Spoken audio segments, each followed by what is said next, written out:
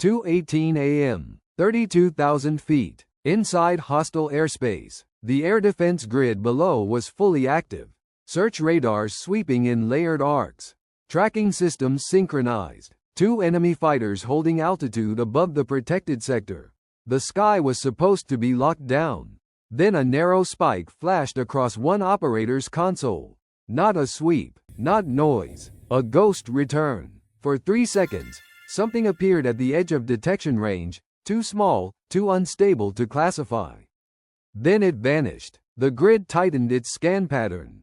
The fighters adjusted spacing. They believed they were hunting a glitch. They were wrong, because the F-22 was already inside their kill box. And it wasn't being hunted. It was hunting. This sector wasn't lightly defended. It was layered. Long-range acquisition radar at the outer ring.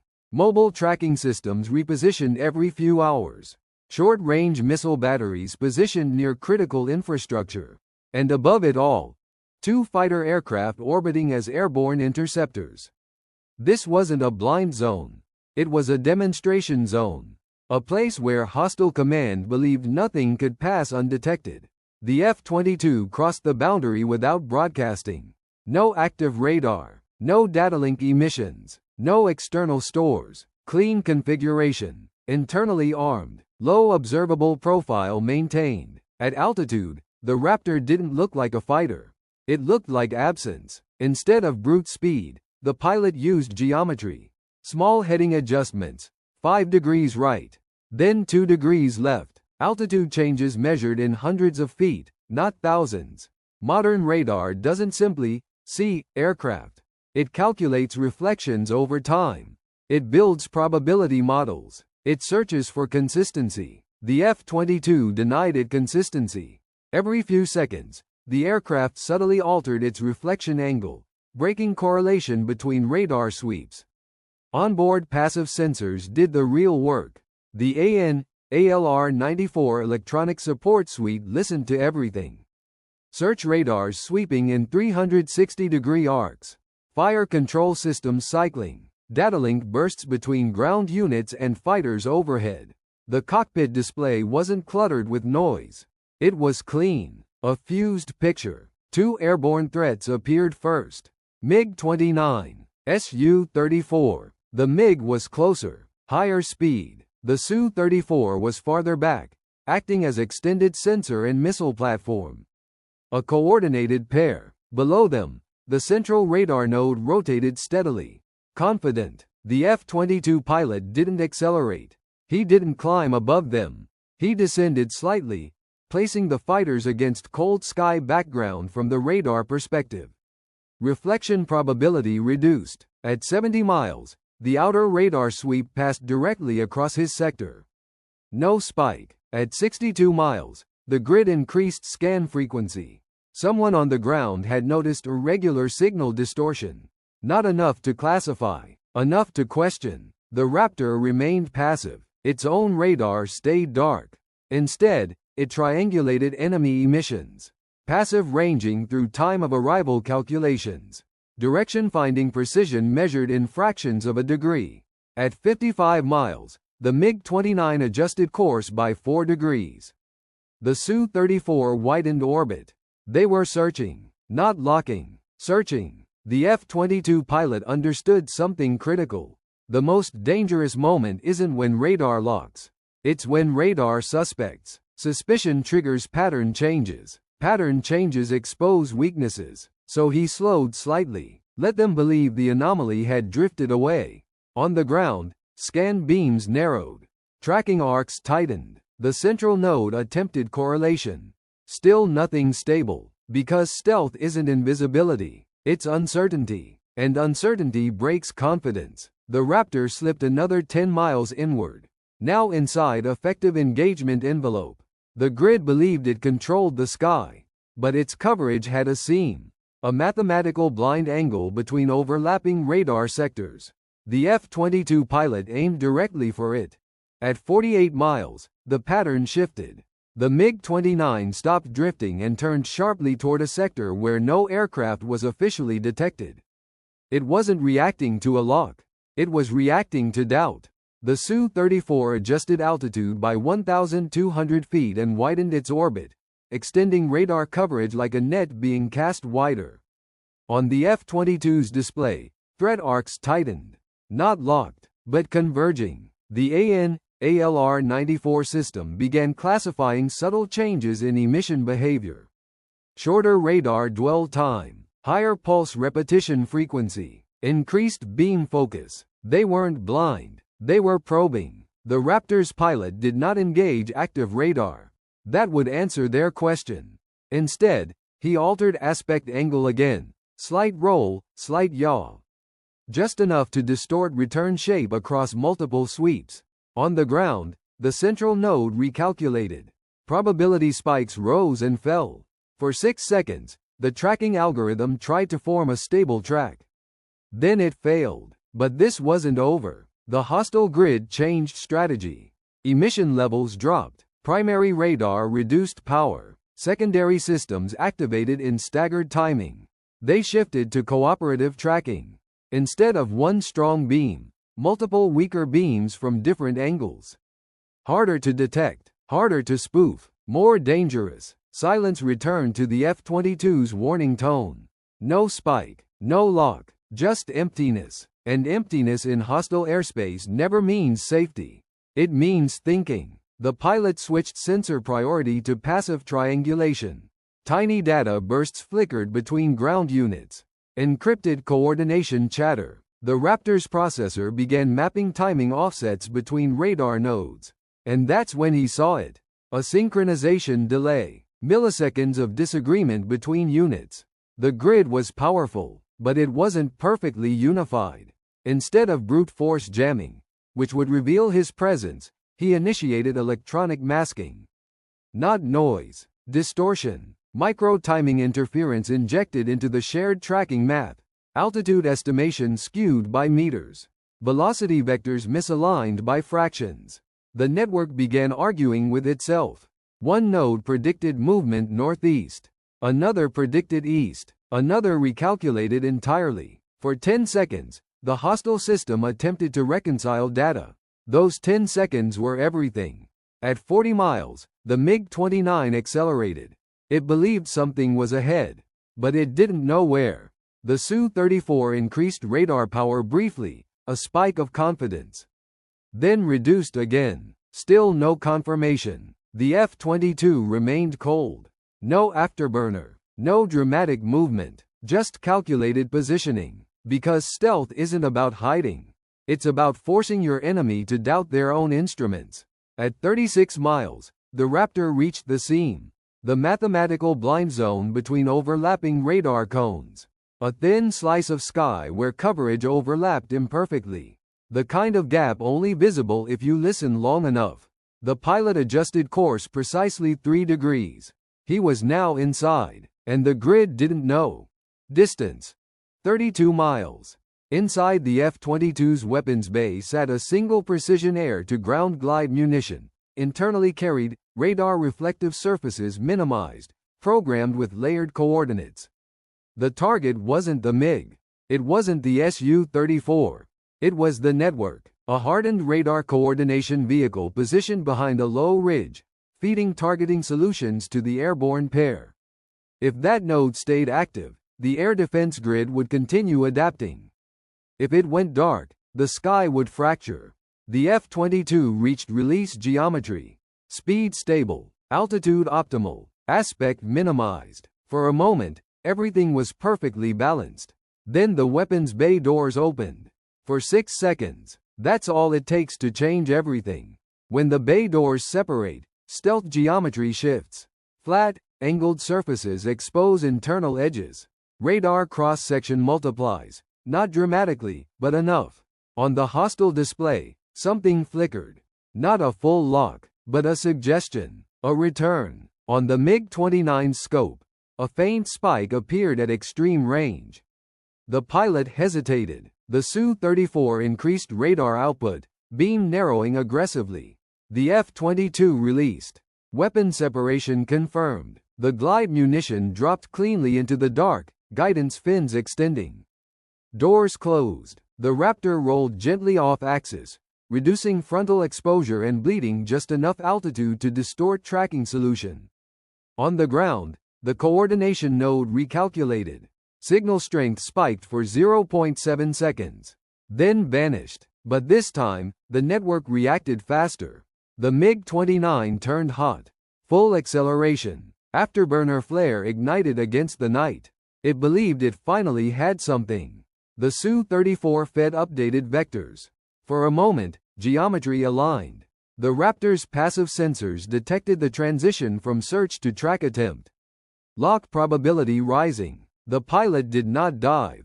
Did not turn sharply. Sharp turns create predictable arcs.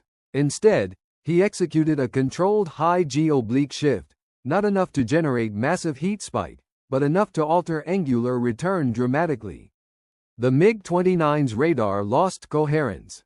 The Su-34's solution lagged. On the ground, the central node struggled. Because the munition was still descending. 25 seconds after release, the glide bomb entered terminal correction phase. It did not emit. It did not flare. It simply adjusted. Below, the radar vehicle continued transmitting, unaware it had already been marked. Then, infrared spike. On the F-22's sensor page, a bright bloom appeared exactly where the coordination node had been. Primary emission ceased instantly. Secondary nodes surged in confusion.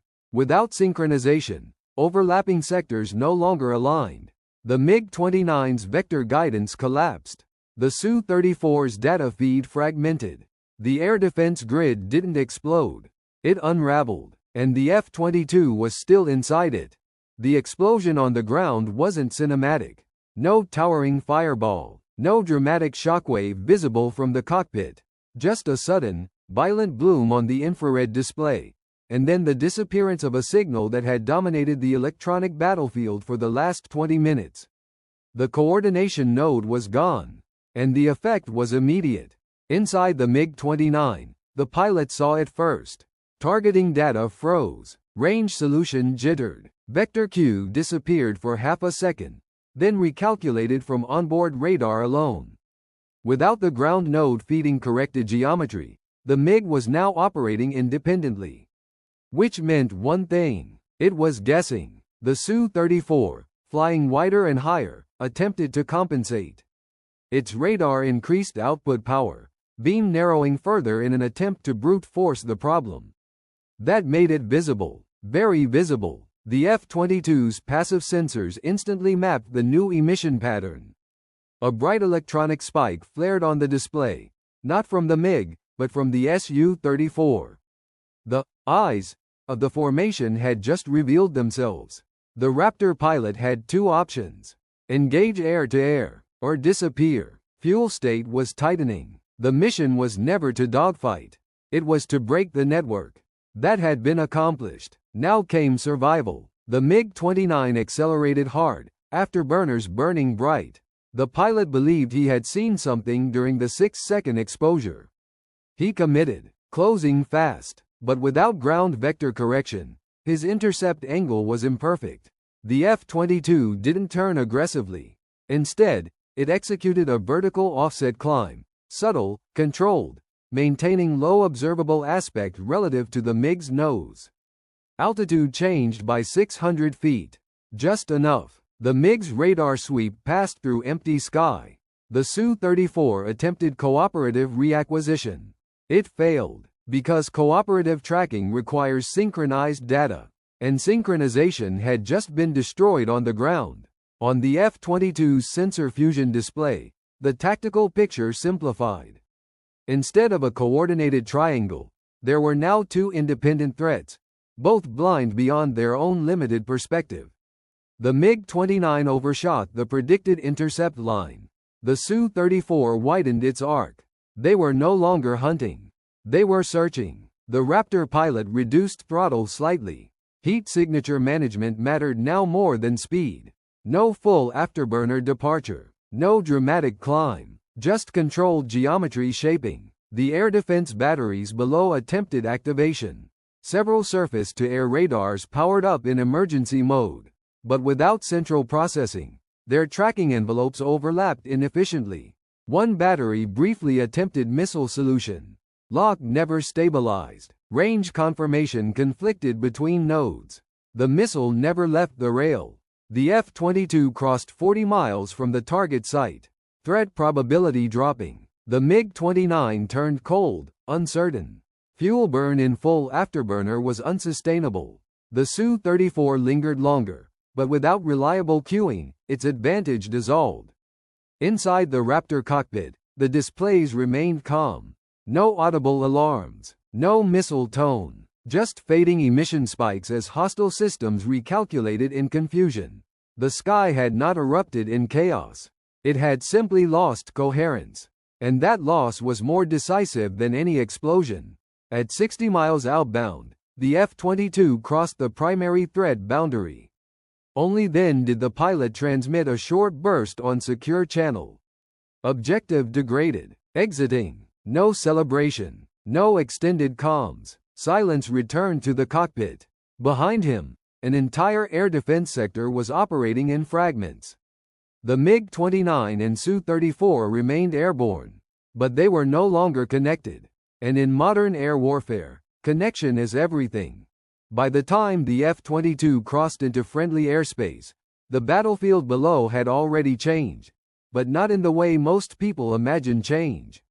There were no massive secondary explosions, no collapsing structures captured on satellite footage. What changed was invisible. The air defense grid that had controlled that sector for months was no longer synchronized. And synchronization is what turns equipment into power. Without the coordination node, each radar became an island. Each missile battery relied solely on its own line of sight data.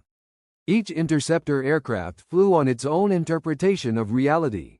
The MiG-29 pilot was the first to feel it fully. Inside his cockpit, target acquisition data continued to refresh, but with increasing latency. The range solution drifted by small but dangerous margins. His radar painted the sky clearly, yet without confirmation from ground tracking, the picture lacked depth. He had chased a ghost. The Su-34 crew experienced something more subtle. Their mission computer flagged data inconsistency across the shared tactical network. Not a system failure, not damage, just disagreement between sources. When radars disagree, pilots hesitate. And hesitation in air combat is vulnerability. Back in the F-22 cockpit, none of that drama was visible. The displays showed clean, controlled information. The Raptor's sensors continued to scan passively, mapping emissions without transmitting a single pulse. The pilot adjusted course slightly, not because he was evading now, but because even exit routes must respect geometry. Altitude stabilized, speed moderated, fuel state was monitored carefully. In stealth operations, leaving the battlefield is often more dangerous than entering it. Because once an enemy realizes something has happened, they widen their search. Sure enough, 30 miles behind, secondary radar sites began pulsing more aggressively. Short bursts, high power, desperate sweeps, but the emissions were disorganized. Each site operated independently, lacking the central data filter that once refined their detection capability. One battery attempted a range-gated search pattern. Another switched to low-frequency mode in hopes of detecting a larger signature.